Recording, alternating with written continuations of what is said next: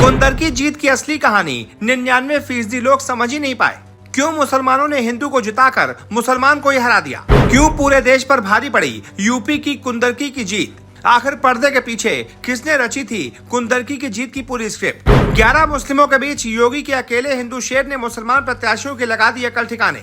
60% मुस्लिम आबादी वाले कुंदरकी में रामवीर ठाकुर ने लहराया भगवा। जो लोग बताते थे योगी को मुसलमान विरोधी, 60% मुस्लिम वोटर वाली कुंदरकी जीतकर योगी ने बदल दी 31 साल पुरानी कहानी। सपा के गढ़ पर भगवा परचम। कुंदरकी में बीजेपी की सबसे बड़ी जीत। अखिलेश यादव के प्रत्याशी हाजी रिजवान की हो गई जमानत जब्त। जी, यूपी उपचुनाव में मुरादाबाद की कुंदरकी विधानसभा सीट पर बहुत बड़ा उलटफेर हो गया। मुस्लिम बहुल कुंदरकी में एकमात्र हिंदू प्रत्याशी ने बहुत बड़ी जीत हासिल कर ली। यहां बीजेपी के रामवीर ठाकुर 70,000 से ज्यादा वोटों से जीत गए। वहीं समाजवादी पार्टी के कद्दावर नेता और प्रत्याशी हाजी मोहम्मद रिजवान यहां से हार गए। आपको बता दें, कुंदरकी उपचुनाव में 11 मुस्लिम उम्मीदवारों के बीच बीजेपी ने अकेले हिंदू उम्मीदवार को मैदान में उतारा था। वहीं समाजवादी पार्टी ने जिस हाजी मोहम्मद रिजवान को अपना प्रत्याशी बनाया, उनका राजनीतिक अनुभव करीब 40 साल का है। वो पहली बार साल 2002 में कुंदरकी सीट से चुनाव जीते थे। हालांकि 2007 में बसपा के हाजी अकबर से हार गए थे, लेकिन 2012 और 2017 में वापसी करते हुए लगातार 2 बार कुंदरकी सीट पर जीत दर्ज की। ये सीट समाजवादी पार्टी का गढ़ मानी जाती रही है, लेकिन इस बार बीजेपी ने सपा के गढ़ में ही सेंध लगा दी, जो अखिलेश यादव के लिए किसी बुरे सपने से कम नहीं है। आखिर बीजेपी ने कैसे किया ये चमत्कार?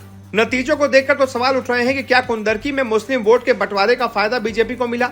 साथ ही सीएम योगी के एग्रेसिव कैंपेन का भी पार्टी को फायदा हुआ। खुद रामवीर ठाकुर भी मुस्लिम मतदाताओं के बीच पैठ बनाने के लिए हर संभव कोशिश कर रहे थे।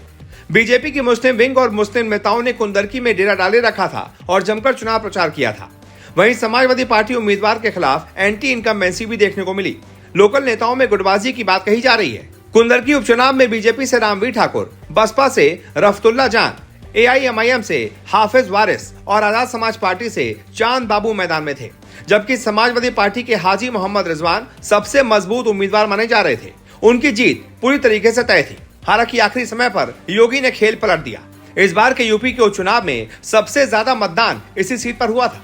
यहाँ 57.7% वोटिंग हुई थी। इस सीट पर 60% से ज्यादा मुस्लिम वोटर हैं। उसके बावजूद ये सीट भारतीय जनता पार्टी की झोली में आ गई।